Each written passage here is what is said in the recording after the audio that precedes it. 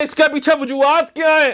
ہم نے قرآن سے کتنی محبت کی ہے، ہم نے قرآن پڑھنے والوں سے کتنی محبت کی ہے، ہم نے قرآن پڑھانے والوں سے کتنی محبت کی ہے۔ جن مدارس کے اندر قرآن کی تعلیمات دی جاتی ہے، جن مدارس میں قرآن کی تفاسیر پڑھائی جاتی ہیں، جن جامعات میں قال قال رسول اللہ کی صدائیں بلند کی جاتی ہیں، آپ نے ان مدارس کے ساتھ، مدارس میں پڑھانے والوں کے ساتھ، مدارس میں پڑھنے والے بچوں کے ساتھ کتنا تعاون کیا ہے، کتنی محبت کی ہے۔ اے مسلمان، کبھی اس بات پہ غور کیا؟ یا ہم نے اپنا سارا پیسہ، ہم نے اپنا سارا نذرانہ ان پہ خرچ کیا جو دانی منڈے نعت خواں ہیں، فاسق و فاجر نعت خواں ہیں، جن کو نہ قرآن کا پتہ ہے، جن کو نہ حدیث کا پتہ ہے، جن کو نہ دین کی بنیادی باتوں کا پتہ ہے۔ ہم نے سارا پیسہ ان پہ برباد کیا، ہم نے اپنا سارا پیسہ برباد کیا کس پہ؟ 2 نمبر پیروں پہ، ان کی بارگاہوں میں نذرانے پیش کر کے، کالے مرغے اور کالے بکرے پیش کر کے ہم نے اپنا پیسہ ان پر خرچ کیا۔ چاہیے تو یہ تھا کہ ہمارا پیسہ مدارس کے لیے ہوتا، مدارس کے طلباء کے لیے ہوتا، جامعہ کے لیے ہوتا، جامعہ کے طلباء کے لیے ہوتا، علماء کے لیے ہوتا۔ مگر افسوس یہ ہے، ہر بندہ اپنے اوپر غور کرے، اپنے محلے کی مسجد کے امام پہ غور کرے، جس نے صبح بھی بچوں کو پڑھانا ہے، شام بھی بچوں کو پڑھانا ہے، اس کی تنخواہ کتنی ہے؟ ہماری قرآن سے کتنی محبت ہے؟ غور کر لو، 8,000 10,000 پہ ایک امام گزارا کر رہا ہے، صرف احتجاج کرنے سے۔ احتجاج کرنا اچھی بات ہے، ہم بھی، اور جناب ہم بھی ان کی حمایت کرتے ہیں جو احتجاج کے لیے نکلے اور قرآن کی عظمت کے لیے نکلے، ہم ان کے ساتھ ہیں۔ مگر غور و فکر کرنے کی ضرورت یہ ہے، صرف احتجاج کر کے کیا وہ گستاخیاں بند کر دیں گے؟ ہم نے قرآن سے کتنی محبت کی ہے، ہم نے قرآن سے کیا سیکھا ہے، ہم نے قرآن پڑھنے پڑھانے والوں کے ساتھ کیا تعاون کیا ہے، یہ ہم سے بھی پوچھا جائے گا۔ سویڈن میں دشمنان اسلام کی طرف سے اللہ تبارک و تعالیٰ کے لاریب کلام قرآن مجید برہان رشید کی جس انداز میں گستاخی کی گئی ہے، ہم اس گستاخی کی شدید الفاظ میں مذمت کرتے ہیں۔ اللہ تبارک و تعالیٰ کی بارگاہ میں عرض کرتے ہیں، مالک جس نے تیرے لاریب قرآن کی اس انداز کے ساتھ توہین کی ہے، اس کو نیست و نابود فرما، ہمیں اور ہمارے مسلمان حکمرانوں کو غیرت ایمانی کی دولت سے مالا مال فرما۔ یہ گستاخ سمجھتے ہیں کہ ہم قرآن کی توہین کر کے قرآن کو معاذ اللہ جھوٹا ثابت کر دیں گے یا قرآن کی عظمت کو کم کر دیں گے۔ ایسا نہیں ہو سکتا، اور یہ بات ہر ذی شعور انسان جانتا ہے کہ جب کسی انسان میں مقابلے کی ہمت باقی نہیں رہتی، جب وہ اپنی شکست کو تسلیم کر چکا ہوتا ہے، پھر وہ کون سا حلبہ استعمال کرتا ہے؟ وہ یا تو اس کو برا بلا کہتا ہے یا اس کی توہین کرتا ہے، اور اس کے علاوہ اس کے پاس کوئی چارہ کار ہوتا نہیں ہے کہ اپنی وہ شکست کو بچا سکے۔ قرآن نے تو چیلنج دیا ہے کہ تم اپنے سب بڑوں کو اکٹھا کر لو، اور تمہارے لیے چیلنج ہے سب اکٹھے ہو کے آ جاؤ۔ ان کنتم فی ریب مما نزلنا علی عبدنا فأتوا بسورۃ من مثلہ وادعوا شہداءکم من دون اللہ ان کنتم صادقین۔ تم نے جناب اتنے بڑے بڑے کارنامے جو ہے سر انجام دے دیے، نت نئی ایجادات تم نے جاری کر دی، بظاہر تم نے بڑی ترقی کر لی۔ ایک ملک کوئی پروڈکٹ بناتا ہے، دوسرا ملک اٹھتا ہے، اس کے مقابلے میں دوسری پروڈکٹ آ جاتی ہے۔ تم نے اتنے بڑے بڑے، جناب امریکہ نے جہاز بنا لیا، دوسرا کوئی ملک اٹھا اس کا دشمن، اس نے اس کے مقابلے میں اس سے بھی بڑا جہاز بنا لیا۔ اب میں ان سب سے کہتا ہوں، تمام غیر مسلم سائنسدان اکٹھے ہو جائیں، اتنی بڑی بڑی جنہوں نے ایجادات جو ہے بنا دی ہیں، اتنے بڑے بڑے جہاز بنا دیے، طرح طرح کی ترقیاں کر لیں، میرا یہ سوال ہے، تم ایک مکھی کا پر بنا کے دکھا دو، نہیں بنا سکتے۔ کائنات کے اندر جتنے سائنسدان ہیں مل کے بیٹھ جائیں، ایک مکھی کا پر بنانے کی قدرت نہیں ہے۔ کیوں؟ اس لیے کہ مکھی کو پیدا کرنے والا کوئی اور نہیں، ہمارا رب ہے، ہمارا خالق و مالک ہے، اللہ وحدہ لا شریک ہے۔ اسی طرح جو قرآن ہے، اور وہاں تو مکھی تو پھر بھی اللہ کی مخلوق ہے، مگر خدا کے بندو، کم مکلو غیر مسلموں، یہ غور کرو، قرآن یہ تو اللہ کی مخلوق بھی نہیں ہے، قرآن یہ تو اللہ کی صفت ہے، اور جب اللہ کی مخلوق کا تم مقابلہ نہیں کر سکتے تو اللہ تبارک و تعالیٰ کی جو پیاری صفت ہے، کلام اللہ ہے، قرآن مجید ہے، تم اس کا مقابلہ نہیں کر سکتے۔ اس لیے اللہ نے فرمایا یہ بندے کا کلام نہیں ہے، اگر تم یہ سمجھتے ہو کسی انسان کا کلام ہے، فرمایا ان کنتم فی ریب، اگر تمہیں شک ہے تو پھر اس طرح کرو، وَادْعُوا شُهَدَاءَكُم مِّن دُونِ اللَّهِ، اللہ کے علاوہ یہ جتنے تمہارے مددگار ہیں سب کو اکٹھا کر لو، اس کی مثل ایک صورت بھی بنا کے دکھا دو۔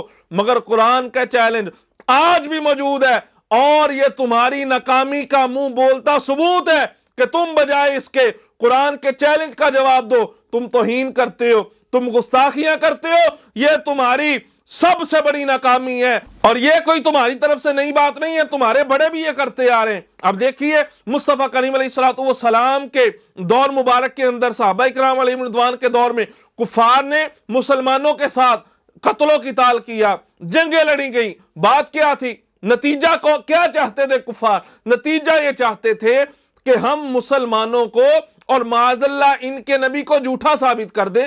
تو بھائی اتنی زیادہ مشقت کرنے کی، قتل و قتال کرنے کی حاجت کیا تھی؟ آج بھی ان کی یہی کوشش ہے کہ قرآن یا معاذ اللہ صاحب قرآن کی گستاخی اور توہین کر کے ان کو جھوٹا ثابت کرے۔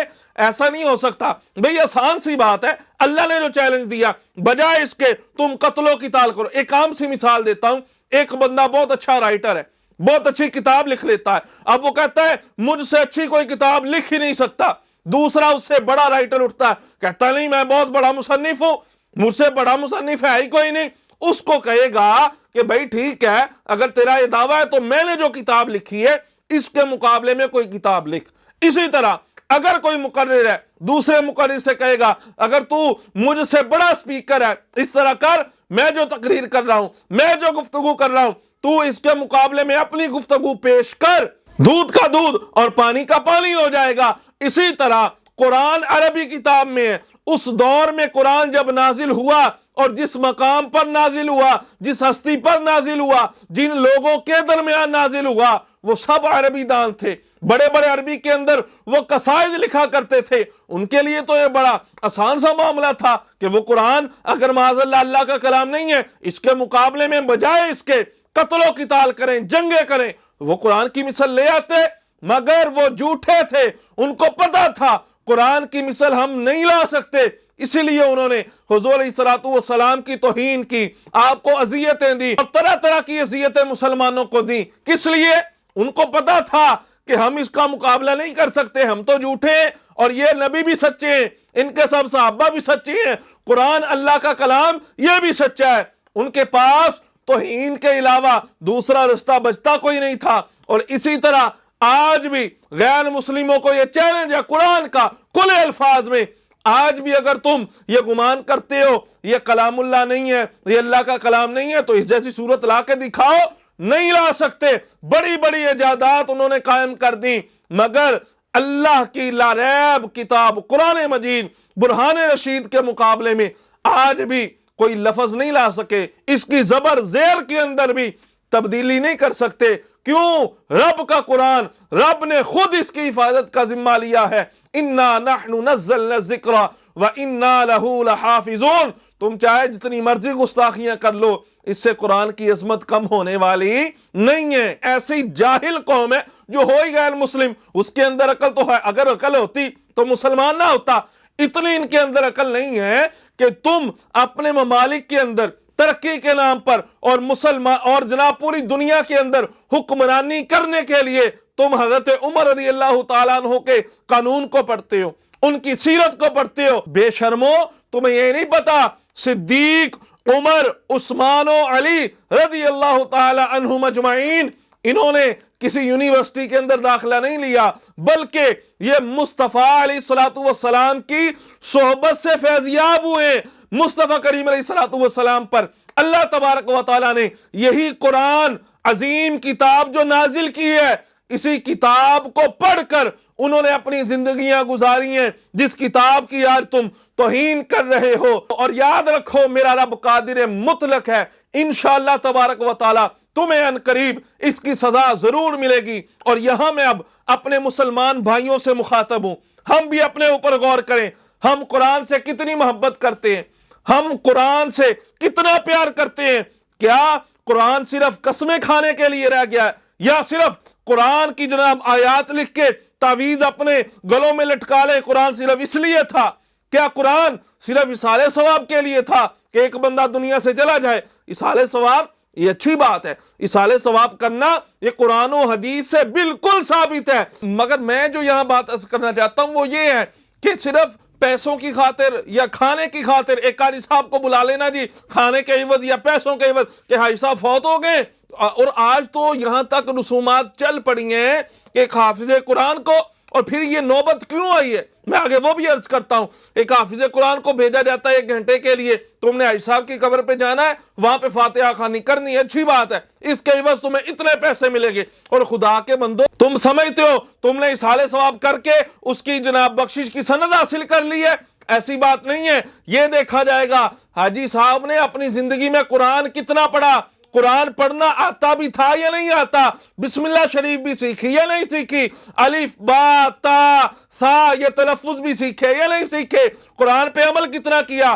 क्या हाजी साहब सूद का कारोबार करते थे, गरीबों का हक खाते थे, क्या करते थे? सारी जिंदगी कुरान को देखा नहीं है और ये समझते हैं कि हमने कुरान का जनाब इसाले सवाब करके बच्चों को घर में बुलाना ठीक है, अच्छी बात है, इसाले सवाब बिल्कुल जायज है। मगर हमने कुरान से क्या सीखा है? हमने सिर्फ इसाले सवाब करके उसको जन्नत का हकदार बना दिया? ना ना, वो मुअज़्ज़ज़ थे जमाने में, मुसलमान होकर हम ख्वार हुए, तारिक कुरान होकर